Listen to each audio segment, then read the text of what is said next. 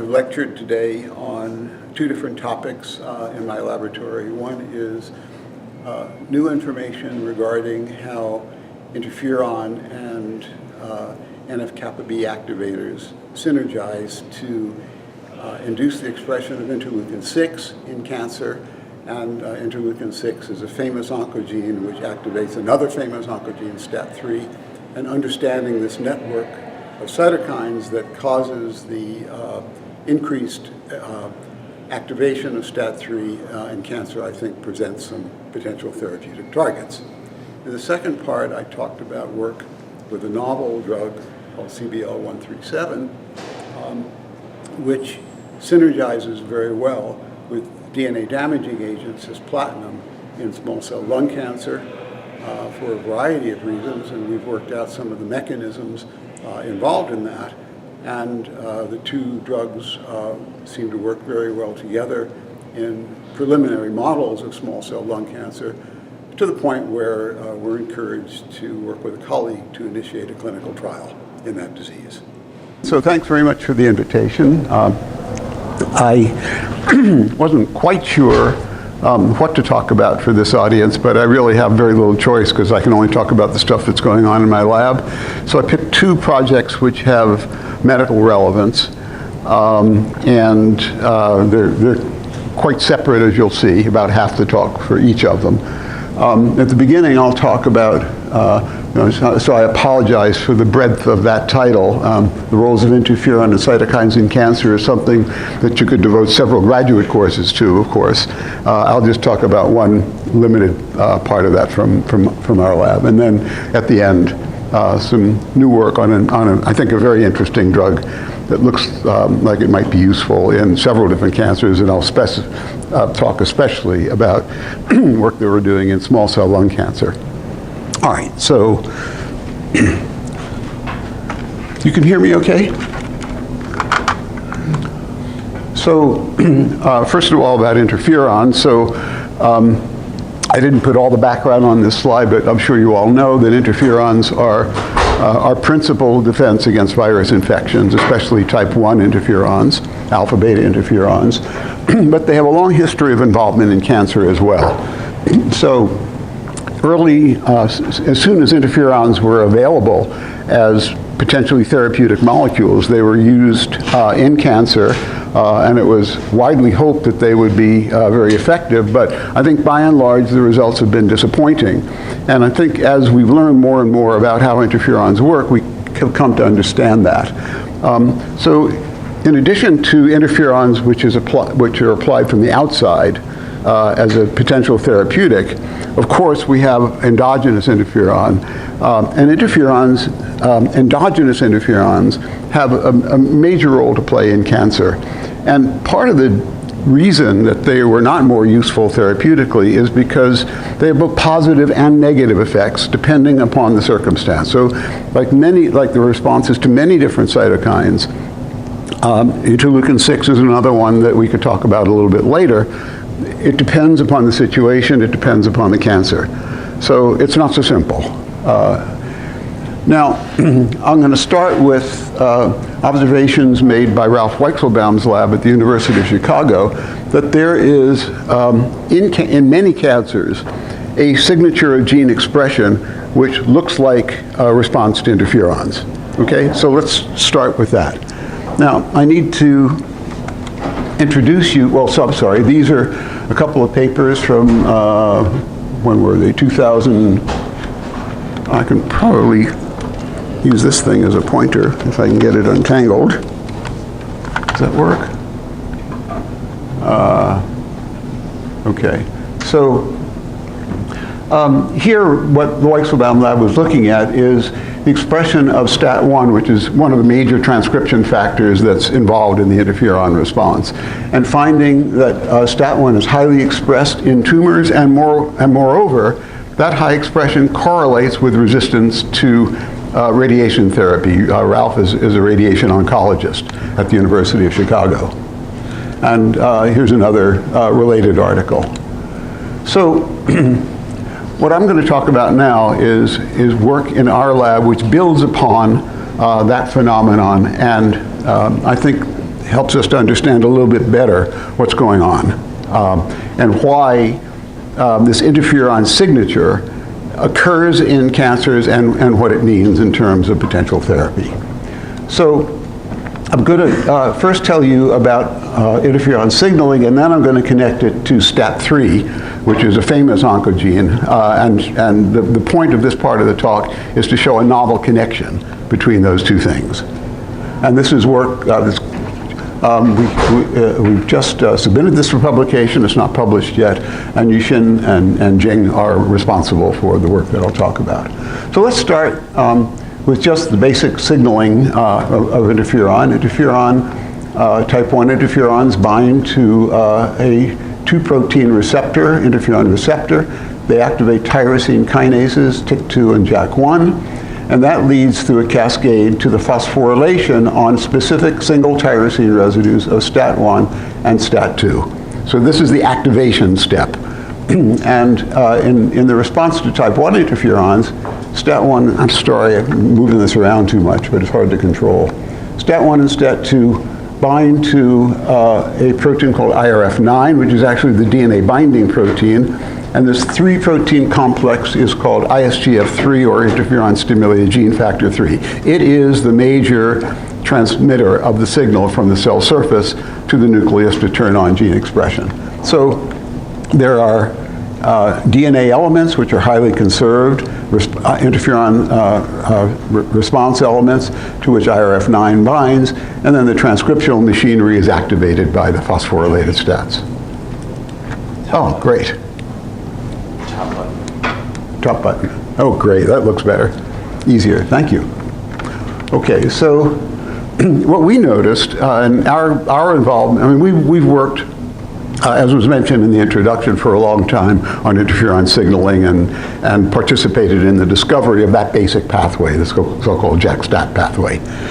But we noticed something interesting when we looked at the interferon response. This is just cells in tissue culture over a period of a few days. Most of the signaling stuff happens very quickly, so people didn't really pay attention to what was happening at longer times. But when we looked, what we saw was that about 75% of the genes turned on and then turned right back off in a pattern that looks roughly like this.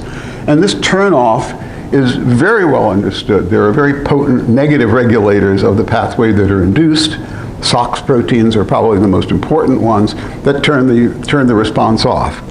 But 75% of the genes did this, but 25% of the genes did that. And when we looked at what they were largely genes that were antiviral. And so these are quite different patterns of response. And when we thought about what it might mean in biological terms, I'm not going to go through the data for this. The interferon response is a major stress response. Cells do a lot of things in the short term to resist virus infection that they cannot sustain. So most of this gene expression is turned on in an emergency, but needs to be turned off. But there exists a mechanism, which I'll tell you about now, which allows the continued expression of a subset of genes that continue to provide antiviral help, but are not deleterious to the cell. They don't impede cell growth, and they're not, the proteins are not toxic.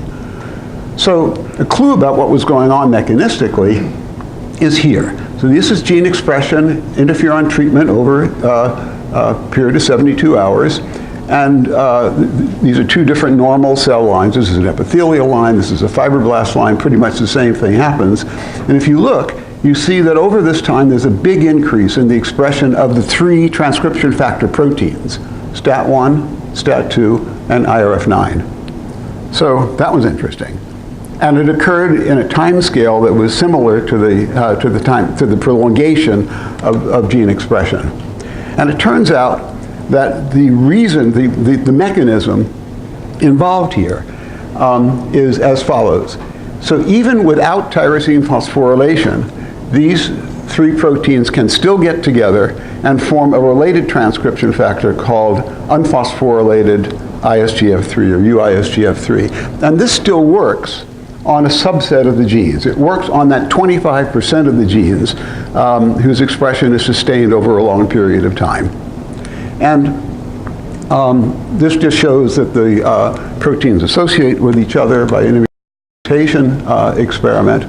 And here is kind of a reductionist experiment that proved to us, and I think to the reviewers of the paper, what was really going on. So in this experiment, we have not treated the cells with interferon. We've simply increased the expression from constructs of the 3 proteins, and we even used a mutant of STAT1, which cannot be tyrosine phosphorylated. And when you do that, so you increase the expression to a level that is similar to what would be induced by interferon over a long period of time, you can induce the expression of this 25%, this subset of genes.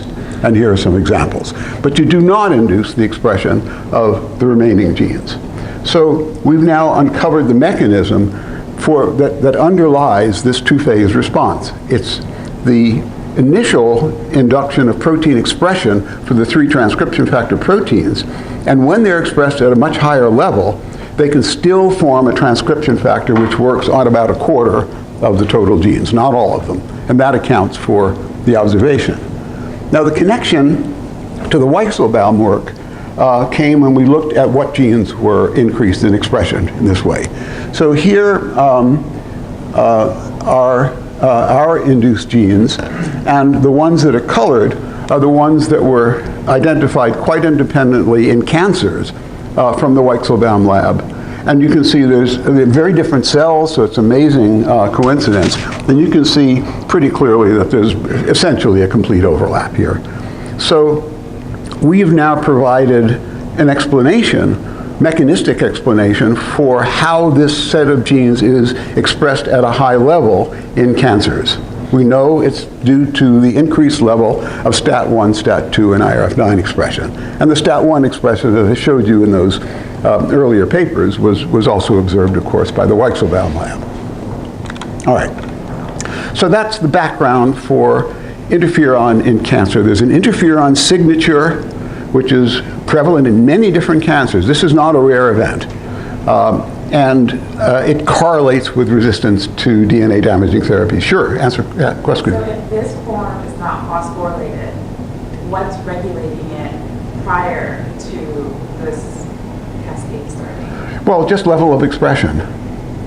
So they're not, the proteins are not expressed at a high level. So they're there, and they probably, you know, if you saw that Western blot, the increase in expression is 10-20-fold. It's really quite dramatic. So I'm sure that they're there forming UISGF3 constitutively all the time. So nothing is preventing that. It's just that at a very low level, they're not turning on very much gene expression. And you showed the plot that it went through for 3 days and these antivirals were induced. How long is that sustained? You need to have interferon there at a low level for a long, continuously. You take it away and it very gradually declines over a period of many days. Good questions, thanks. All right, so just a little bit of STAT3. As I mentioned, STAT3 is a major oncogene. It's activated similarly by tyrosine phosphorylation, and it's usually a negative prognostic indicator in most cancers, but not all. A major activator of STAT3 is the cytokine interleukin-6. And there is, as I will tell you now, a correlation between this interferon signature, the IRDS signature that the Weichselbaum lab discovered, and STAT3 activation, and that's what I'm going to tell you about now. So let's just look at some Kaplan-Meier plots of correlation of gene expression with patient survival. These are data for lung adenocarcinoma, non-small cell lung cancer. You look down here first, and this is something that you see in many cancers. There's a negative correlation with IL-6 expression and STAT3 activation. The more IL-6 that's present, the more STAT3 that's activated, the worse the prognosis. Okay? But look at these data for STAT2 and IRF9 in this tumor. They look just like the STAT3 and IL-6 data. So increased expression of STAT2 and IRF9 are also negative prognostic indicators in this particular cancer. Not all cancers. So I've selected this example out. So it turns out that we can understand this now because it turns out that interferon induces the expression of the cytokine IL-6. And this happens via an interferon response element that's present in the IL-6 promoter. Here it is. It's a canonical ISRE element, very, very well conserved. It hadn't been noticed before, I don't think. I think the reason that it hasn't been noticed before is that it's pretty far away from the transcription start site. If you look here, it's about 1,500 or so nucleotides away. And this sequence is completely conserved between mice and humans. And it is functional. So if you look at the induction of IL-6 expression, this is the RNA and this is the protein, as a function of time following treatment with interferon, you can see that there is a dramatic increase. This is just treating cells with interferon. And this is again the reductionist experiment. We're not treating the cells now with interferon. We're just increasing the expression of STAT2 and IRF9. Turns out that STAT1 has a more minor role to play. So I'm not showing you those data. The major players here are STAT2 and IRF9. So if we increase STAT2 expression, we can drive IL-6 expression at the RNA and protein level. And if we increase both STAT2 and IRF9, we do the best job of that. Now, the classical activator of interleukin-6 expression are other cytokines or signaling pathways that lead to the activation of another famous transcription factor, NF-kappa B. So here you can see the induction of IL-6 expression in response to LPS, lipopolysaccharide, or this is interleukin-1 over here, and you can see that they induce better than interferon, but if you put the two together, you get a quite dramatic increase in IL-6 expression. And here is a time course. Oh, I'm sorry, this is not a time course. Here is an experiment in which the two cytokines are looked at separately, and together there's a much bigger increase.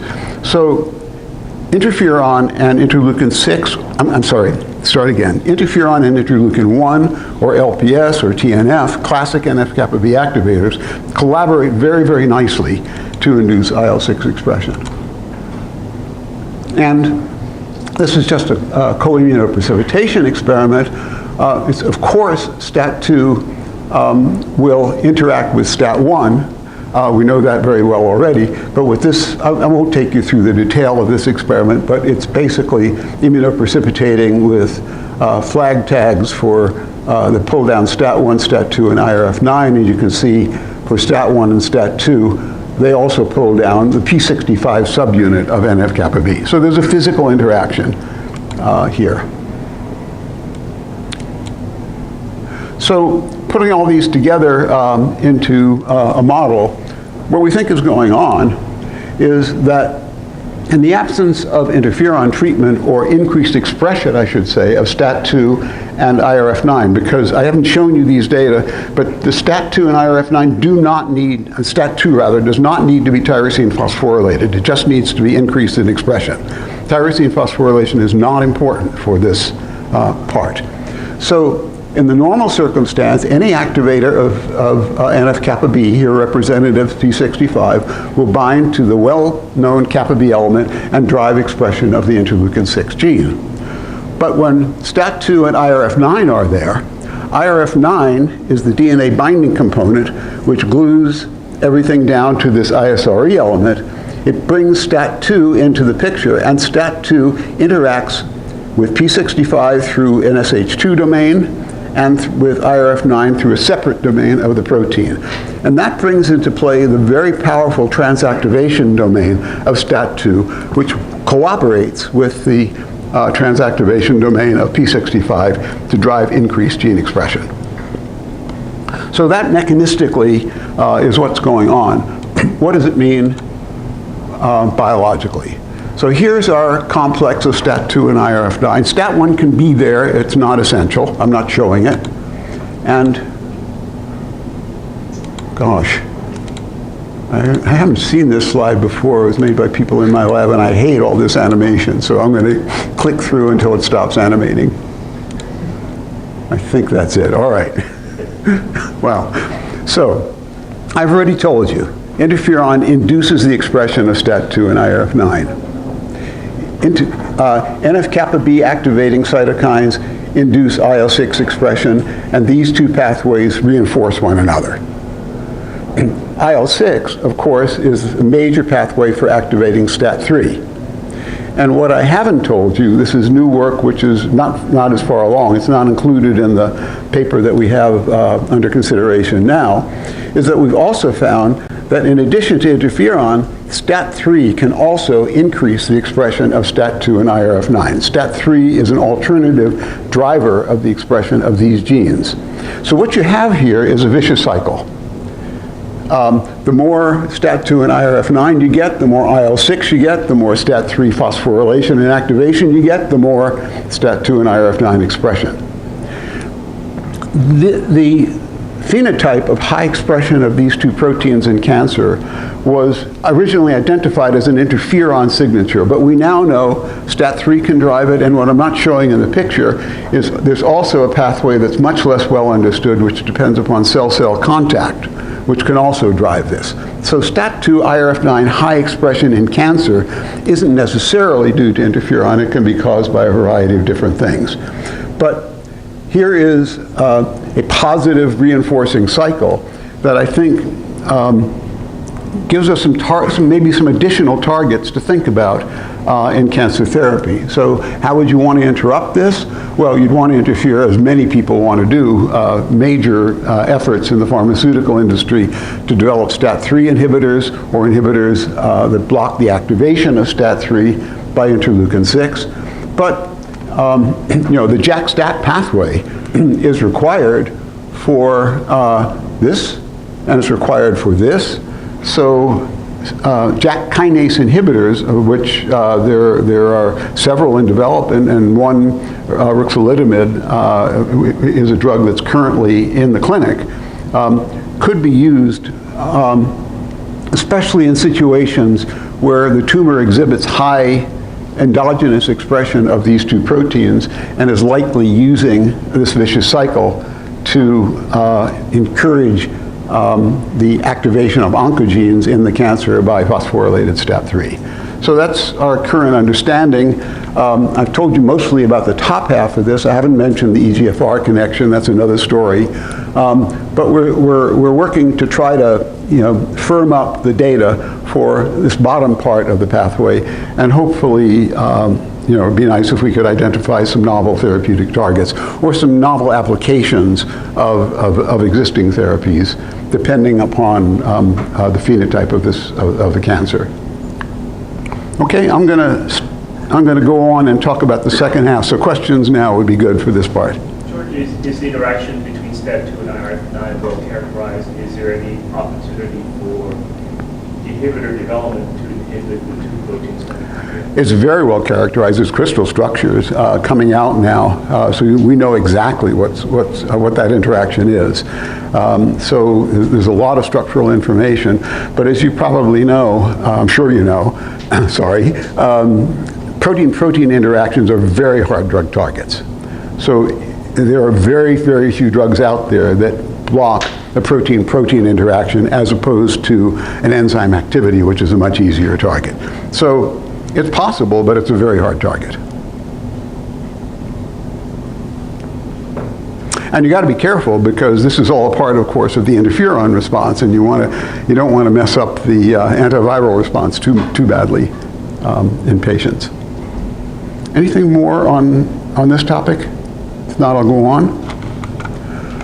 All right, so the second half of the talk is a much more targeted issue, and that is work that Samishta has been doing for quite a while in the lab, looking at a novel drug called CBL-137. It was actually discovered here by Andrei Gudkov in the Cleveland Clinic, and I'll tell you about it and how it works in a little bit. But we've looked at it in several different cancers, and I want to tell you now about the work that's currently under review in small cell lung cancer. Has to do with changes in Notch expression and synergy with the standard of care drug in this disease, which is cisplatin, and information on tumor-initiating cells or cancer stem cells as a preferential target for this drug. All right, so background on lung cancer. You probably don't need to hear this again. I'm sure you know. It's a major cause of cancer and divided into two major disease types. About 20% or so of patients have the small cell and 80% or so have non-small cell.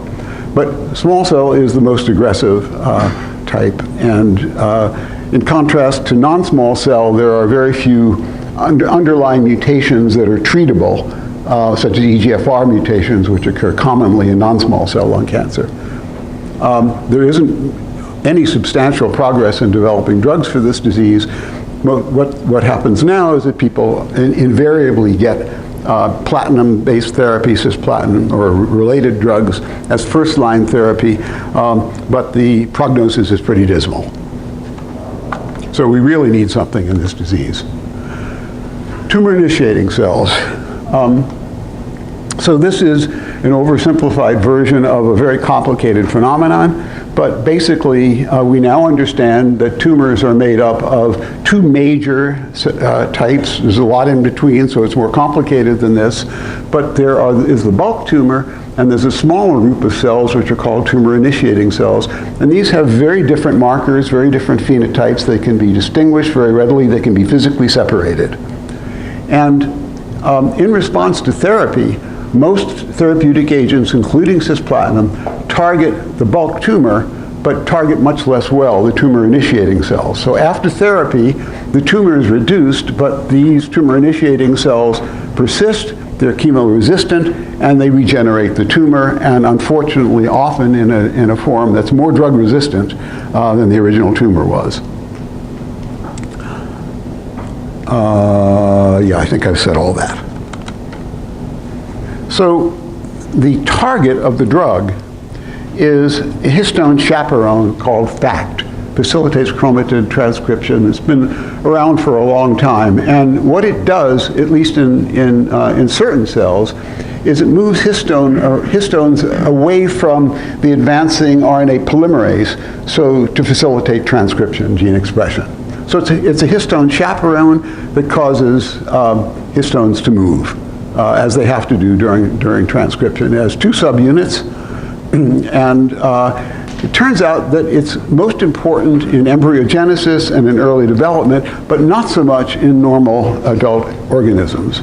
So as you'll see, the drug that inhibits this is very non-toxic, even though it's inhibiting this. The interesting point is that this factor is expressed at a high level in many tumors in contrast to normal adult cells. And we've contributed to work showing that it's required for the expression of transcription factors that are characteristic of these tumor-initiating cells, that distinguish the tumor-initiating cells from the bulk tumor cells, and in fact are essential for the continued propagation of the tumor-initiating cells. So it's a nice target. The drug has potent anti-cancer activity in several different cancers. It's currently completing phase 1 dose escalation clinical trials. Is really unusual because a maximum tolerated dose has never been reached. The only toxicity is photosensitivity. There's kind of an explanation for that, as we'll see in a little bit. And the way it works is that it intercalates into DNA. It's a planar molecule. It inserts into the DNA double strand. It changes the architecture, but without causing DNA breaks. And this is work on this topic from Andrei Gutkov's lab.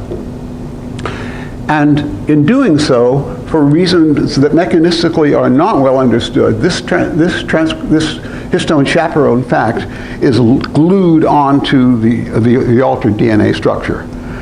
So it can't move around to change the position of the histones the way it's supposed to. It's stuck onto the chromatin.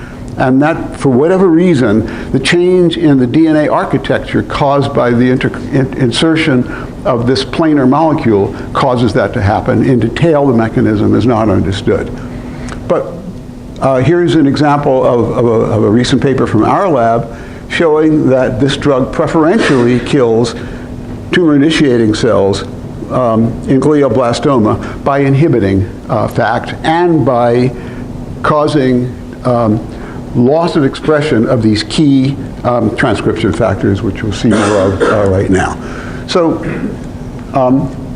here's some of the recent data that Samishna has gathered in small cell lung cancer. This is a small cell lung cancer line, H82. And typically tumor-initiating cells have cell surface markers, which allow you to separate them physically from the bulk tumor cells. In this case, there's a marker called CD133, so high expression of that cell surface marker in a FACS experiment allows you to separate the cells physically, and then you can look at the expression of these SOX2 OCT4 nanog, these characteristic tumor-initiating stem cell transcription factors in the two different populations. You can see there's a dramatic difference. The CD133 low cells, which represent the bulk tumor, have very low expression, and the CD133 high cells have very high expression of these factors. And here's another example, a different small cell lung cancer cell line with very good separation in the FACS experiment, and not as dramatic, especially for nanog, but you can see very, very clear differences, very, very dramatic for SOX2 in the expression of these stem cell factors between the two different cell types. And it's the expression of these things that is inhibited by the drug. So we've looked at the sensitivity of these separated tumor-initiating cells compared with the bulk tumor cells to just CBL137 alone. And you can see that very differently from most drugs, the tumor-initiating cells, the CD133 high cells, are preferentially killed by the drug in this dose-response curve. It's true for both lines. And this is very similar to what we saw for tumor-initiating cells in glioblastoma in the published paper that I've referred to. So even if you have a drug that's selective for tumor-initiating cells, you probably need to combine it with another drug. I think we all understand now that it's very rare, perhaps never, that a single drug is going to be curative for any cancer. So you need combination therapy. So as I mentioned, the current standard of care drug is cisplatin or other derivatives. It's used first, and most small cell lung cancers are initially sensitive, but relapse is very common. And cisplatin preferentially targets the non-tumor initiating cells. So combining these two things together seems like it might be a good idea on the face of it. And because for cisplatin, as for many others, because the tumor initiating cells are relatively resistant, they tend to be enriched following treatment with cisplatin in patient samples. So there are a couple of papers that have revealed a novel aspect of how CBL137 works. And this paper and the one I'll show you in a minute show that this transcription factor histone chaperone fact is important in repair of DNA damage. So, and you can imagine that's reasonable. In order to repair damaged DNA, you got to do something about the histones. You got to move them around to allow access of the DNA repair machinery, simplistically thinking. So you can imagine why this would be important. And in this paper and in the one that I'll show you in a minute, it's been shown that inhibiting FACT does inhibit the repair of damaged DNA and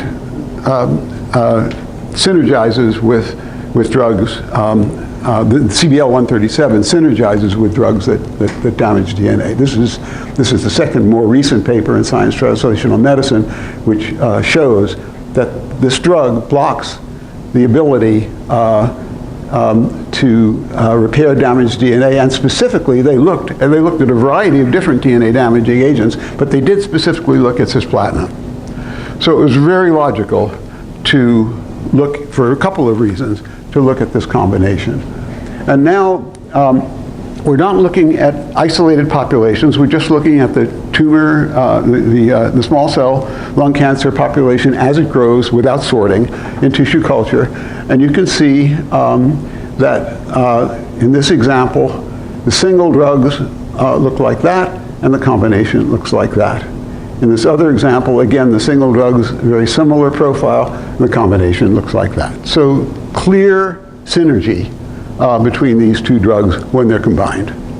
And this is a formal analysis that one can do to quantitatively measure the degree of synergy, and it looks pretty good based on that. So this is an initial mouse experiment. It's just a xenograft, and we're going to do more of this, but it looks pretty encouraging. So this is which tumor? I think it's H82, doesn't say. But anyway, untreated tumor does that, and treatment with cisplatin doesn't do very much. I don't know about this one outlier point. I don't think that's going to be reproducible. By and large, these tumors absolutely don't, in a mouse, don't care about cisplatin at all. You just might as well not treat them for all the effect you see. CBL on its own does some good, and the combination looks better. So it's not the greatest effect in the world, but it's something, and I think we need to, I know we need to do more of this, and we're currently setting up to look at patient-derived xenografts and additional examples to be sure that this holds up. Now, as a part of this study, we noticed something very interesting, and that is something involving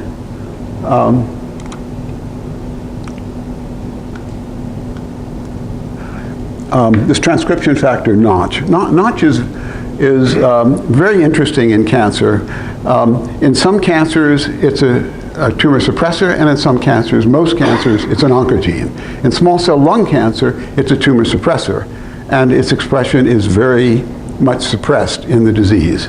And what we noticed is that when we treat, especially the CD133 high cells. This is now looking at Notch expression, okay, the transcription factor expression. If we look at the CD133 high tumor initiating cells, very, very low expression of this. It's repressed because it's a tumor suppressor gene in this cancer. And CBL treatment releases it. So another very interesting, very useful mechanism of action of this drug is that it releases from inhibition a tumor suppressor gene that's repressed specifically in the tumor initiating cells in this cancer. And this is just that Notch is a transcription factor. If you look at a downstream target, HA1 in this case, you see the same thing. And this is just looking at a time course of release of Notch expression in the H82 tumor-initiating cells, CD133 high cells, and you can see that it's a pretty dramatic effect, as I showed you on the other slide. So how does it work? Well, there's a literature on this. The expression of this gene is repressed by specific proteins that are known, SP3 and KLF4. These are proteins that sit on a specific site on the Notch promoter and prevent Notch gene expression. And what happens with CBL is that it knocks the negative regulator SP3 off of the Notch promoter. So the intercalation into the DNA of this drug changes the structure of the DNA in such a way that the repressor, SP3, can no longer block the expression of Notch. And this is shown in chromatin immunoprecipitation chip assays in these experiments. So you can see Notch on the promoter, and when you treat with CBL, it comes off. And I'm not going to show you the data, but we've actually done this even in vitro. You can do an EMSA assay looking at protein DNA complexes in which SP3 is bound to the promoter, and you treat exogenously with CBL, and the SP3 comes off.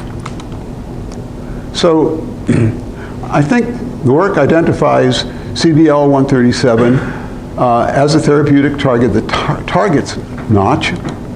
And I hate this animation. I wish people in the lab wouldn't do that. So overall story, so the effect of this novel drug in small cell lung cancer is it does several useful things. It preferentially targets the tumor initiating cells. It increases the expression of a tumor suppressor, Notch1. It inhibits the ability to repair DNA, and so it synergizes in combination with cisplatin. And we think that this is something that's very, very interesting to pursue. And we've convinced Afshin Dalati here at UH Case to initiate a clinical trial with cisplatin and the CBL drug. So the protocol for that trial is now being written up by Afshin's fellow. Okay, that's it. I'll stop there and hopefully be able to answer any questions you might have. Thanks.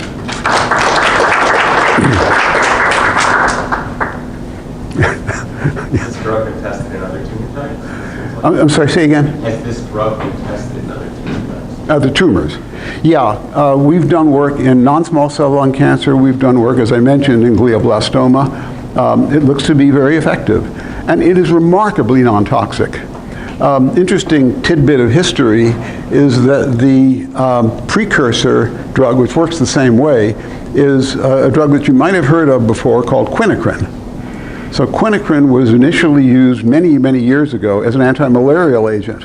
It was given to literally millions of American servicemen in the Pacific Theater during the Second World War with no adverse side effects that anybody has been able to notice. So there's been a huge clinical trial of a drug that's closely related to the CBL drug. Turns out that the anti-malarial activity has got nothing to do with what we're talking about here. Yes? Yes. So do you know the molecular mechanisms of how this drug induces Notch expression in the tumor initiations? Yeah, the mechanism that we've worked out is that Notch in the small cell lung cancer tumor initiating cells, Notch expression is repressed by the binding of an inhibitor called SP3 to the Notch promoter that blocks transcription. And when CBL intercalates into the DNA, it changes the structure of the DNA, and apparently SP3 can no longer bind. So the inhibitor falls off, and now the transcriptional machinery can activate the expression of this tumor suppressor protein. There was a completely unexpected activity of this drug, which has been studied mechanistically quite a lot by people mostly at Roswell Park in Buffalo, Andre and Katerina Gurova, a collaborator of Andre's, who've done a lot of beautiful mechanistic work on how this all works.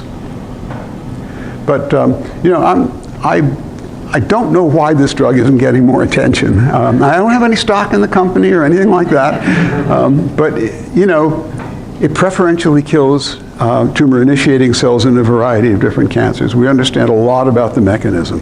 It's remarkably non-toxic, which, as I mentioned, a long history of use of a related drug in huge populations in the anti-malarial situation. It combines very well with DNA damaging agents, and in a non-small cell lung study and in glioblastoma study, we've shown that it combines also very well with EGFR inhibitors. So, what is not to like about this drug? I don't get it. It's a small company still that's providing us with drug and sponsoring the clinical trials, but I think this is a star to watch. I think it's going to go somewhere. Alex, yes? I'm just wondering if you have any sort of wide genome landscape changes with the inhibitor. Just look at all the changes in the genetic landscape. That's been done to a certain degree, and we debated with ourselves whether we should just do a chip-seq experiment looking for SP3 binding to a variety of different promoters and make sure it gets knocked off all of them, stuff like that. Yeah, there's scope to do that. Yeah. But you want to do it in the right cells. It's hard to do in tumor-initiating cells because the drug kills them. I'm wondering So- if you choose another cell line in which Notch has an opposite effect, Yeah. what do you predict that will happen? Well, that was the bulk tumor cells, the CD133 minus cells, which have high expression of Notch. So Notch is not a tumor suppressor in the CD133 minus cells, and there's very little effect on expression. It's being expressed, so there's no SP3 on the promoter from the chip analyses, and so there's nothing to do. There's no effect. Yeah. Would you consider doing a screen of cancer types that use cisplatin as their standard of care and doing that, combining the CBL with those cancer types? Sure. And seeing the trend holds through with all of this cisplatin? I think it's an obvious thing to do. We're not capable of doing it all. But I'd expand your point beyond cisplatin because I think this is going to combine well with a variety of different DNA damaging agents. We're thinking about doing experiments to look at how it might combine with ionizing radiation. Because the reason is that the target fact is expressed at very, very low levels in normal tissues. So the drug is not going to affect the sensitivity of normal tissues at all, I don't think, to ionizing radiation, but it should preferentially sensitize the tumor-initiating cells, we think. So we're talking with folks about maybe doing something there. Okay, I think I've probably worn you all out. Thanks for the attention and thanks for the invitation once more. Small gift for you. Oh. One of our members. Oh, thank you. That's great. Shall I hold it up? Okay, absolutely. Thank you. So much for Thanks for the invitation. I really enjoyed it.